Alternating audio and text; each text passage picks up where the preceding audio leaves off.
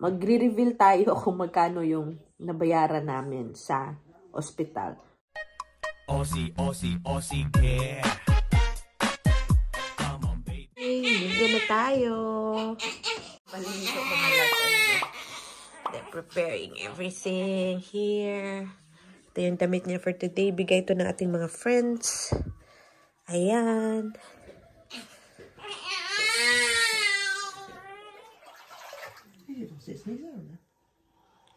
Niks aan? Nee. Oh, vraag papa. Volgens mij doet het automatisch. Dada.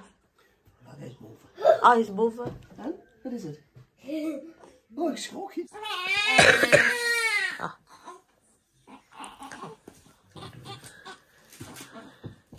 Dus met de navel. Oh, die droog mooi in. Kijk eens hier. Haage, nou is hier. Lekker.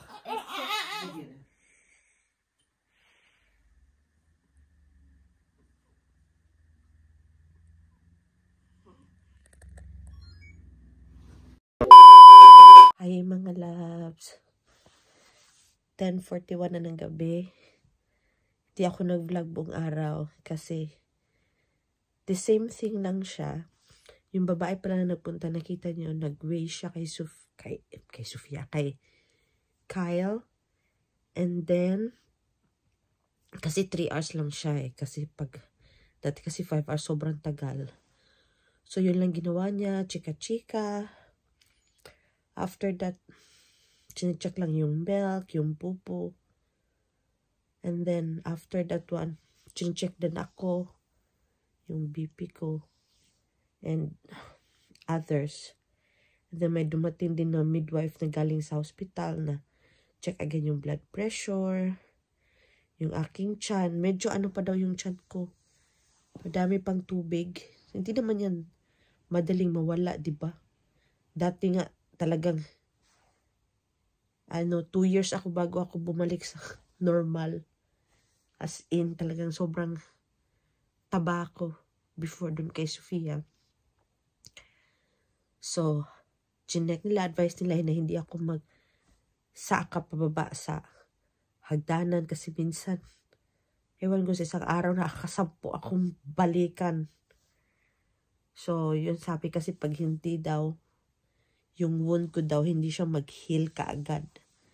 Tapos kailangan gumamit ng na bra, yung mga sports bra para daw hindi masakit yung aking breast. Pero hindi naman siya sumasakit mga loves. Hindi ako talaga nag-try ng nag-pump. Which is hindi naman nila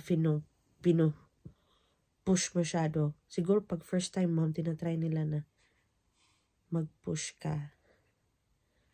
So, umakyat ako ng 7:00. Kasi sobrang sakit ng likod ko. Na kailangan mong humiga. Kasi the whole day, from 8:30, may bisita. Nag-aantay ka kung sinong pumunta. Mag-check. May Sofia pa. So, wala ka talagang pahinga. Mas mabuti sa ospital kasi iniiwan ka lang after. And then, nakakatulog ka. Pero dito sa bahay, hindi. Nakatulog ako ng 3 hours. Kasi hindi sila umakyat agad. Si daddy sa baba pa. Kaya medyo maganda yung pakiramdam. Tsaka, natutulog pa ako habang tulog pa si Kyle. Kasi kainom lang din daw ng gatas. So, 4th day to day, yun lang. Masakit pa din. Kasi pinsan din pinupush nila, ginagano nila. Oh. Tinitingnan nila. Pero I think so far so good naman. Kailangan lang mag-recover na mawala yung sakit. So, iba talaga pag sarap kung may mama at papa, mga kapatid mo dito na tumulong sa'yo, pero wala, kami lang. Buti nag-free si dada. So, yun yung Saturday namin. Tomorrow is again another day. Wala pa din mga bisita kasi naintindihan ata nila na medyo tawag nito, pagoda pa kami. So, yun lang muna mga loves. Ingat kayo. And maraming salamat sa panunood ng vlog namin. So, face reveal natin soon si baby. Huwag mo na ngayon kasi baby parang pareho na naman yung mga mukha nila, no? So, thank you so much sa mga nag-send ng prayers and wishes sa amin. Thank you. Nakaraos din tayo. And masarap yung feeling. As in, kita ko yung combination namin ni Dada. Pero sabi nga nila, kamukha talaga ni Sofia nung baby pa. The next day. Good morning! It's Tuesday, pang 6 days ko from the opera. Ano na ngayon? 8:45 si Dada, naririnig ko, naglilinis sa baba. Iyo ito, tulog pa. Kasi iyak-iyak kanina, nakala ko gutom, hindi pala kinuha na naghatas. Kinarga ko, nakatulog. No? Iba talaga yung amoy ng mama. Today, wala kaming bisita. Sofia, walang school, kaya makakapagpahinga kami today. Lazy day. Lazy Tuesday today. Medyo masakit pa din siya mga loves. Yung CS medyo okay lang. Yung sakit talaga yung sa fallopian tube. No? Kasi inanood nila ni Kinat. Yan yung masakit. Pero the rest is okay. Tapos sabi nila, kahapon sinek ako, blue daw yung aking pusod. Bakit daw blue? Di pa dapat itim yun. Blue. Blue siya. So, tignan natin kung nag-change yung kulay. And, magwiway pala ako mamaya.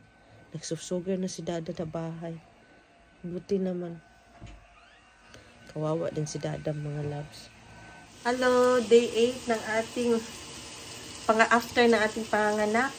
Nagluto pala ako na may gulay kami. Ganyan. Luto tayo. Pakbet sana ito pero wala silang sitaw. Lagyan natin ng eto siya. Eto dessert. Diba? Inaantay ko lang yung appointment sa midwife. Dito na pala yung doktor kanina. Mataas yung BP ko, 190/95. So, mag-a-advise sila ng bagong gamot. Hello! Good afternoon! Ano na pala kayo mga loves? February 12, Lunes. Dada is still on vacation. Galing pala ni Dada ng IKEA. May binili siya na mesa. Nag-iba kami ng lamesa. Maliit na mesa para may space dito sa bahay. So, Dada is feeding Kyle. Mag-ano lang ako, maglinis ako ng mga bote. Para sa next na feed, ready na. So, yan, lalagay ko lang dito. Bumili pala kami ng tawag nito, extra bottles kasi sa gabi. Palaging naguhugas si Dada ng bote. Kasi dalawa lang yung bote sa set na binili ko. So, bumili kami ng bago. Ito siya. 1+1. Ito yung ginagamit namin kasi ito yung hiyang kay Sofia before. Ito din yung binili namin. Ito yung smallest nila, no? 170. Ito kasi, makita nyo, lalabas dito yung air. So, yung bata, hindi masyadong, madaming gas sa loob ng tiyan. Kasi nga, yung bote niya mismo, nag-help sa pag-release ng air. Gas, ganun. So, ito, lagay natin. And very handy. Grabe yung namin. Tawag nito. Yung yung aming kuryente. Kasi I don't know how many times ito sterilize kami. So, 50 minutes every sterilize. Ito, isa my brown. Since puno na. Puno. Lagay natin dito. So, Carnival Week pala dito sa Netherlands, pero nasa bahay lang kami. Hindi pa ako makakalakad ng lubusan. Talaga.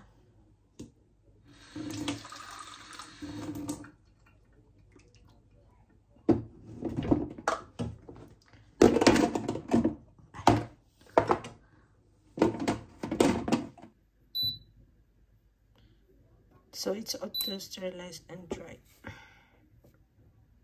Nag-discussion kami nitong isang bulingkit dito kasi gusto niya gamitin ko daw yung yung camera. Pero ayaw ko muna. Kasi mas mabilis mag-edit sa phone, di mo na siya ipalipat-lipat. Pero mas maganda yung reception sa camera. Maybe some other time lang. Magre-reveal tayo kung magkano yung nabayaran namin sa ospital. So, meron akong cesarean section at saka ligate. So, ligate na pala ako mga loves. Pangalan nun, sterilization. So, nagpa-ligate na ako din. After nung cesarean, nagligate na ako. Kasi pag cesarean ka, bukas na yung tiyan mo, mas madali nilang yung fallopian tube knot ba yun? Yung parang ganun. Para sa ligation. So, magkano ba yung binayaran namin? Tanungin natin tanong ko kay Dada mamaya. Kaya medyo masakit siya. Medyo matagal yung aking healing. It's because of the ligate. Nagpa-ligate na ako para wala ng surprises. Baka after 5 years. Pero 48 years old. After 2 years, 45 or 44, baka mabuntis na naman ako. Kaya, naisip na namin na magpa-ligate na ako. Putulin na lahat para wala nang mga surprise. I asked Ate to come because I miss her so much. Yung bitaw mga loves, no? You miss your first baby and then my second baby. Eskayo! Yeah, and this one is, always jealous manikay. Magsasabi din yan siya, Mama, I'm not comfy. Mama, can I sit beside you? Madami ng mga yung mga selos-selos niya. I just wipe you. Ay! Marami. So, kaya may time ako. Kailangan gano ako ng extra time sa kanya. Ayaw masyado sa dada niya. Always kay mama kasi nakita niya si Kyle is laging nasa akin. Yeah, Kyle's hurting me. What hurting you? Yeah, kicking. Kicking. Kyle don't mean to. Yeah, that's so Parang bad. si Sofia ba nung lumabas si Kyle, parang lumaki lang bigla. He tried to poo-poo. He tried to poop and pee. Like Auntie. Yeah. Like Auntie. Kahit saan ako, andun din siya. Nagsiselos, nagsasabi na wala daw nagmamahal sa kanya, ganun. Nung nakaraan, natulog to sa bed namin, dalawa, sus, ako na nung walang pwesto. Kasi sa tabi ako dun sa may end part ng bed. And baby. Okay. And what can you say with your baby brother? Are you happy? Yeah, it's Kyle. Pero nung nakaraan, sabi niya, And ayaw niya ng gusto niya mag-isa. Umiyak. You can also talk to your camera. I'm talking to there's the camera in my phone. With a bit of a breeze going on here as well, so not very good drizzle, but temperatures now above the seasonal average, a little lower than Thursday with more of a west breeze, but milder again out across Scotland, 5 to 12 degrees. Easter and real Elizabeth. And that is today's beauty news at 1. Now it's time to join our colleagues for the news where you are. Bye-bye. So, naglakad pala kami kanina. Nagpunta kami sa Subway. Dito malapit sa amin kasi may malapit na Subway. Doon kami nag-lunch. And trinay namin kung kaya ko bang maglakad. Tell something to the vlog. Vlog. I can also paint everything. That's why I'm an artist. Everything. For painting alone. I'm good at drawing. That's it. I'm going to do my art. Yeah, so show them your art. This is my art. You want to see my first one? Come on, bring it here. I just do this first. Then this, I was a baby. I did this also. And this also. That's what I'm starting this one that I'm starting with again. Okay. That's it, Mama. Okay. So, kahit ilang beses mo pa sabihin na wag mag-interrupt, i-interrupt talaga. May sasabihin din siya, kaya hayaan na natin. So, naglakad kami doon, maybe a good 30 minutes papunta, 20-30 minutes pabalik din. So, medyo napagod ako. Gusto ko lang So, today is Tuesday, so it's Fritz's Duck. So, ang kainin namin is fries lang. Every Tuesday talaga yan. No matter what, Fritz's, pwede mag-fried chicken, kahit ano, basta fries. Ang aming Someone's fries is me. Yeah. So, ito na si Dada bumili na. So, Okay.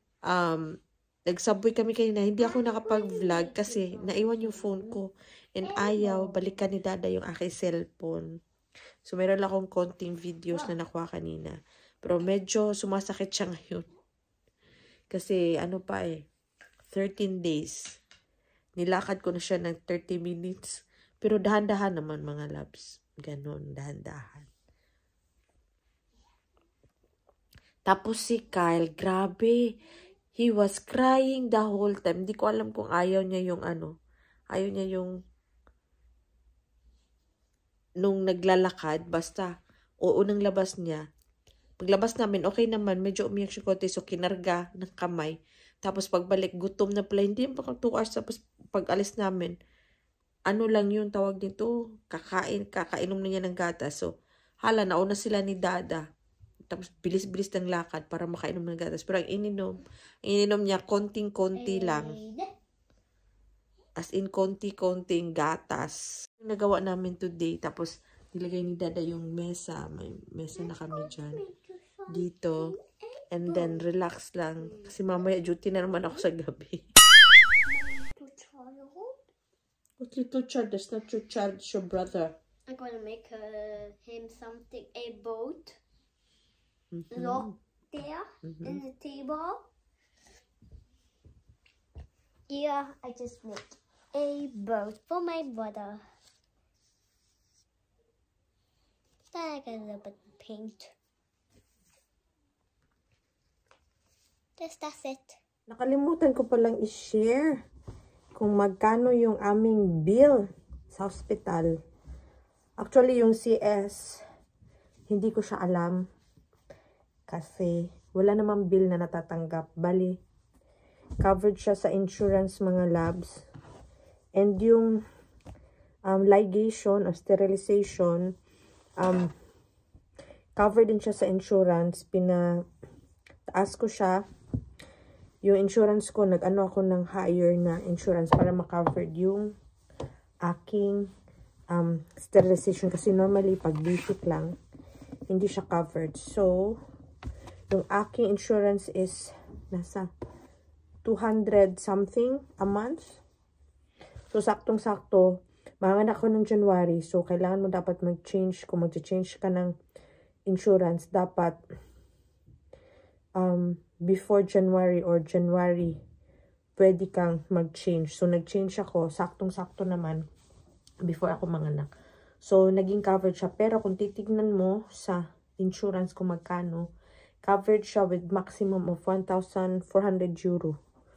So, papalagay na lang natin 60 times 1,000 is 60,000 plus yung 400. So, nasa mga 100,000 yung cover niya sa akin. Tama ba? Cover ng aking sterilization. Kung sa lalaki naman, kung yung lalaki yung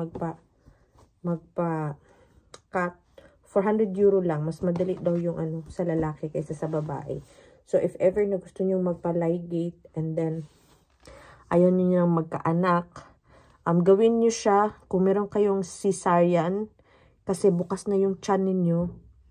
Then, hindi na sila mahirapan. Tsaka, iisa lang din yung recovery. Medyo, masakit nga lang kasi sa CS at tsaka matagal. But, it's worth it. Ngayon, magto 2 weeks na. Nilakad ko ng 30 minutes. So, medyo, sumasakit kumikirot. But, I think I can handle it. So, yun. Wala kami nabayaran. Sabi ko nga doon sa mga nurse na, midwife na nag-aalaga sa amin sa hospital. Sabi ko, kung nasa Pilipinas pa ito, magbabayad ako ng ewan ko kung magkano.